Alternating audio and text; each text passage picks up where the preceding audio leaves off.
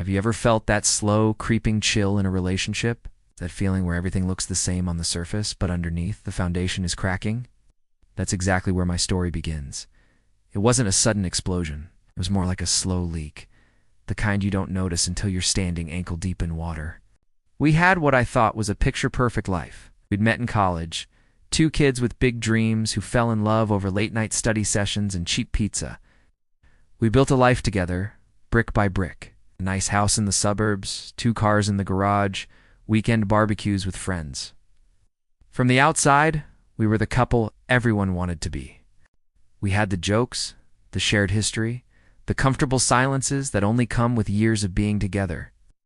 But comfort can be a dangerous thing. It can mask a growing distance. The first signs were small, almost unnoticeable. The goodnight kisses became a quick peck on the cheek. The long talks about our day turned into one-word answers. She started working late more often. Project deadlines, she'd say. I didn't question it. Why would I? This was the woman I trusted with my whole world. Then her phone became an extension of her hand. It was always with her, screen down on the table and angled away from me. Little notifications would pop up at odd hours, and she'd quickly swipe them away. When I'd casually ask who it was, she'd wave it off. Oh. Ow. Just work stuff. Or it's just my sister. The excuses were always plausible. Always just believable enough to push my doubts back down. I started feeling like a ghost in my own home. I'd try to plan date nights to recapture some of the old magic, but she was always too tired or had an early meeting the next day. The emotional distance grew into a chasm. I felt incredibly lonely, even when she was sitting right next to me on the couch.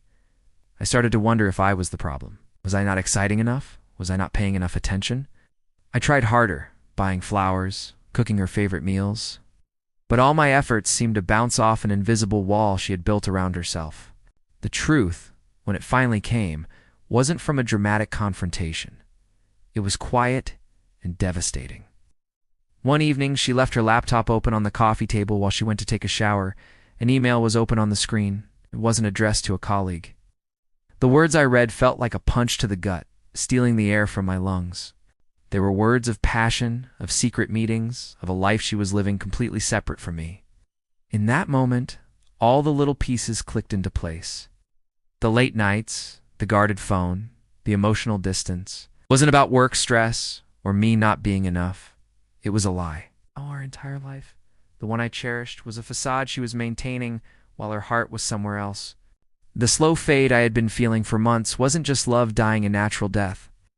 It was being actively killed by betrayal.